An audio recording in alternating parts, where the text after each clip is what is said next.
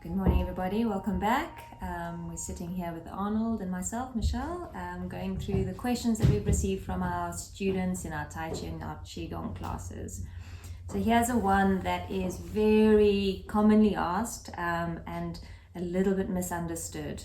So Arnold, how do I coordinate my breath with my movements in Tai Chi?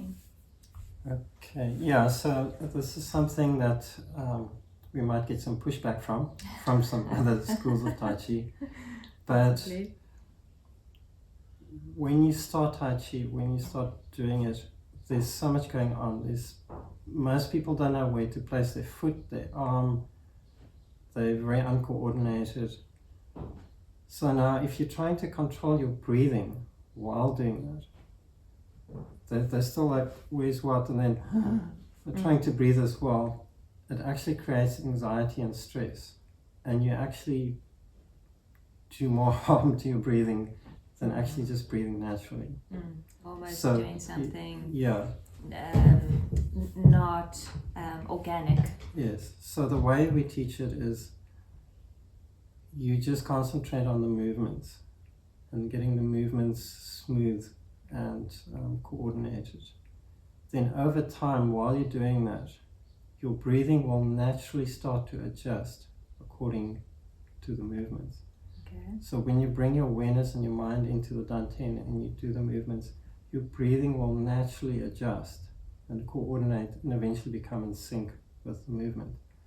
But if you try and force it, not knowing exactly where it should go or how long it should be, etc., you can actually create more of a problem and cause anxiety and stress, which is exactly what we're trying to get away from. Yeah. So it's better to actually not try to interfere with the breathing, but actually to let it naturally appear, if you want. Would it be an idea maybe to do like a standing meditation or just one movement over and over, just, the beginning posture of Tai Chi, but just to observe your breath and your movements? Or would it be rather almost to ignore the breath for now when you're a beginner and just allow it to organically make its way through into the form? I would say stick to organic development of breathing. Even if you do standing meditation, if you try and force the breathing, you're also going to run into problems.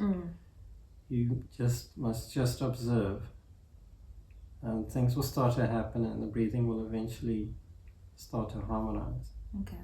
When you interfere, you create problems. Okay.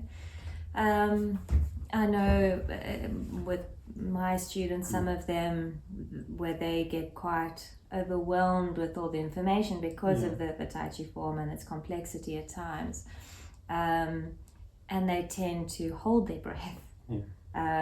So could you bring their awareness to that every now and again, just to bring their awareness into that so that they are able to release the breath in a gentle way? If they're holding it, I think it's probably a sign that they're getting stressed or anxious. Yes. So I think it's more important to get them just relaxed. Don't get so tense or uptight about trying to do it perfectly.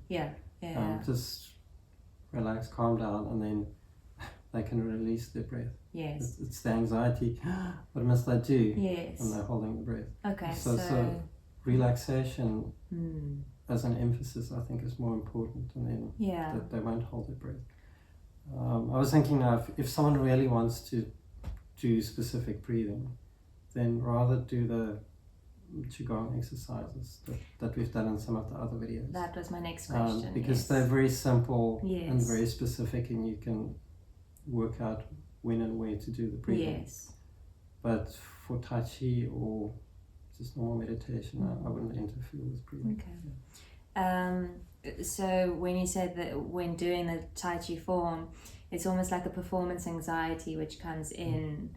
Like, what's the next movement? How am I going to do it? Am I going to get it right? I'm on one leg, and all these thoughts start to come in.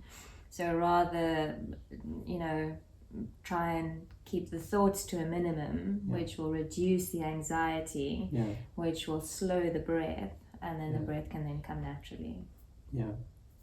We can't have proper relaxation. Relaxation is not just of relaxed my muscles. The mind as well must become quiet and still so that the emotions can drop. When the emotions drop, then the anxiety will also drop. Okay. And then that is almost when the breath then becomes a non-physical thing, and then the entire body can then start to breathe. Yeah. Okay. Good. Thank you. Okay. Thank you.